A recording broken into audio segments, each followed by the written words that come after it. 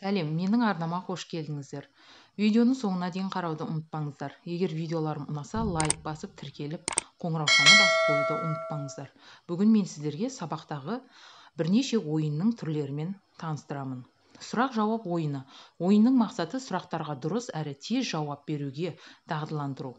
Ойынның шарты сыныпты екі топқа бөлу, әр топқа сұрақтардың жауаптары жазылған карточкалар беріледі. Сұрақ оқылғаннан кейін оқушылар дұрыс жауабын көрсетеді.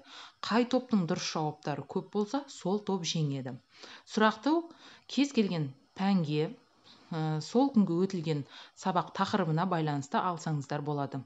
Ал жауаптарын міндетті түрде қатты қағазға жазып дайындап қойсаңыздар, оқушылар үшін өте қызықты, көңілді ойын болады.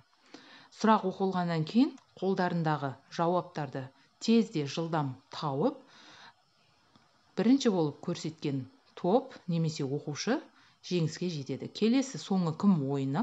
Ойынның мақсаты сөздерді өрбіту, толықтыру арқылы оқушылардың сөздік қорын молайту. Ойынның шарты: тақтаға кез келген сөз жазылады. Мұғалім бұл сөзге байланысты басқа сөздер құрғызады. Соңғы сөзді құраған оқушы жеңімпаз атанады.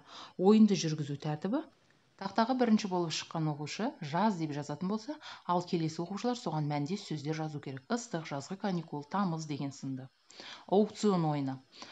Ойынның мақсаты сөздік қорларын молайту, пәнді сүюге тәрбиелеу. Ойынның шарты: сынып екі топқа бөлінеді. Тақтаға қағазға жазылған сөздер ілініп, бұл сөзге әр топ қанша ұпай беретінін анықтап аламыз. Ұпай саны 10-нан аспауы шарт.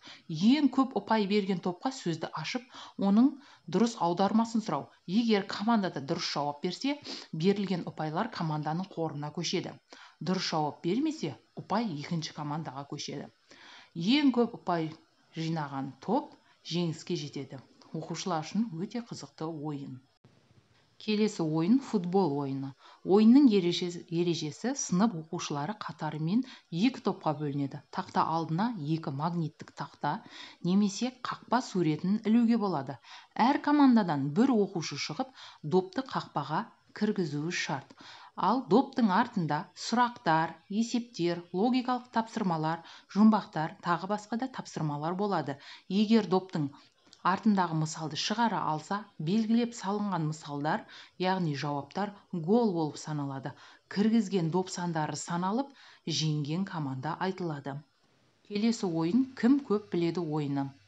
Мақсаты: ойын арқылы сөздердің мағынасын ажыратқызуға болады. Ойын тәртібіне көшетін болса, оқушыларды мұғалімдер және оқушылар деп екі топқа бөліп аламыз.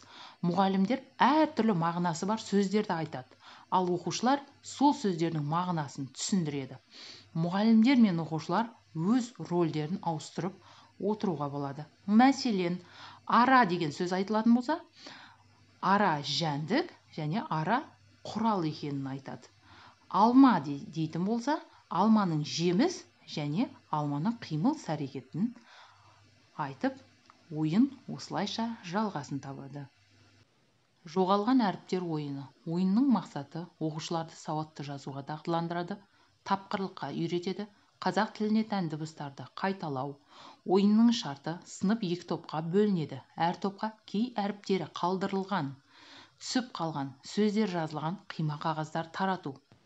Оқушылар түсіп қалған әріптерді өздерінің тапқырлығымен тауып, сөздерді дұрыс құрастыру шарт. Қай топ керекті әріптерді дұрыс құрастырса, сол топ жеңіске жетеді. Поезд ойыны. Ойынның ережесі: мұғалімнің сөзі: бұл поезд жүруі үшін кім керек? Жүргізуші, машинист керек. Ендеше машинист болу үшін еңбек туралы бір мақал ойластыру керек. Әйтпесе поезд жүрмейді. Қане, кім машинист болғысы келеді деп мұғалім оқушылардан сұрайды. Бірінші айтқан оқушы машинист болады. Поезд вагондардан тұрады. Вагондардың орнына оқушыларды тізетін боламыз. Кім белгіленген, яғни берілген сұрақтарға дұрыс жауап таба алса, сол поезд вагондары ретінде машинистке тіркеледі. Жауап бере алмаған оқушы қалып қояды. Осылайша ойынды кез келген пәнде, өтілген тақырыпта, сұрауда қолдансаңыздар болады.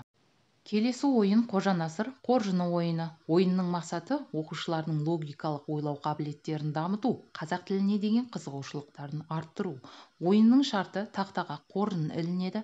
Бұл қоржын Қожанасырдың қоржыны. Оның іші сыйлықтармен толы екенін айтып, оқушыларға тапсырмаларды таратамыз. Егер оқушы тапсырманы дұрыс орындаса, қоржыннан сыйлықтар ұтып алады. Алдын ала қоржынға кез келген ручке, қалам, кәмпит сынды сыйлықтар салып қойсаңыз болады. Тапсырмалардың үлгілері: сөздерді қазақшаға аудару, сөзді септеу, сандарды сөзбен жазу, есептер шығару, жұмбақтың шешуін табу, мақал-мәтел айту. Бұл ойынды көбінесе интеллектуалды ойындар ойнатқанда оқушыларға ойнатсаңыздар болады. Өте қызықты ойын. Келесі ойын таза тақта ойыны. Ойынның ережесі: жаңа тақырыпты түсіндірер алдында мұғалім тақтаның әр жеріне сұрақтар жазып қояды. Сұрақтың орнына суретті, схеманы да қолдануға болады. Сұрақтарды нөмірлеп қою керек.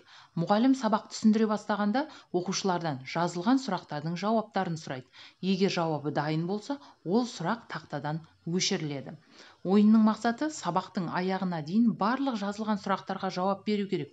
Бұл ойында өткізгенде сыныпта 2 топқа, немесе 3-4 топқа бөліп өткізсеңіздер болады. Әр топтың берген жауаптары саналып отырады. Бұл ойын арқылы оқушылардың оқуға деген ынтасын, белсенділігін арттыра түсіп, қиындықты жеңуге, төзімділікке баулитын боласыздар. Орныңды тап ойыны. Ойынның мақсаты: сөздерге дұрыс сұрақтар қоя білу. Ойынның шарты: тақтаға кез келген сұрақтар жазып қойсаңыздар болады. Ол 7 септік болсын, сөйлем мүшелері, 9 сөз табы болсын. Мысалға, кім, не, қандай деген сұрақтарды жазып тақтаға іліп қоясыздар. Бұл сұрақтарға жауап беретін сөздерді оқушыларға қағазға жазып, барлығына түгел таратасыздар. Және біртіндеп оқушыларды тақтаға шығарып, қолындағы сөзге қандай сұрақ қойылады, сол сұрақтың қасына барып тұруы шарт. Бұл ойында ұпай беріп, ойнатып, немесе оқушыларды 2 топқа жарыстырсаңыздар да болады. Оқушылар үшін өте қызықты ойын. Көбелек гүлге қонды ойыны. Ойынның ережесі: магниттік тақтаға гүлдер орналастырылған. Әр гүлге дауысты дыбыстар орналасқан. Арасында дауыссыз дыбыстар да бар. Әр қатардан бір оқушы шығып, көбелекті, оның ішінде дауыссыз дыбыс орнатылған гүлге қондырады. Қалғандары қосылып буынды оқиды. Неге көбелекті дауыссыз дыбысқа қондыруға болмайды? Бұл ойынды өзгертіп өткізуге де болады. Көбелек қонған кезде сөйлем құрастыруға болады. Әр шапшаң кезек сақтап оқушылар шығып сөйлемді айтады. Видеоларым ұнаса, лайк басып тіркелуді ұмытпаңыздар.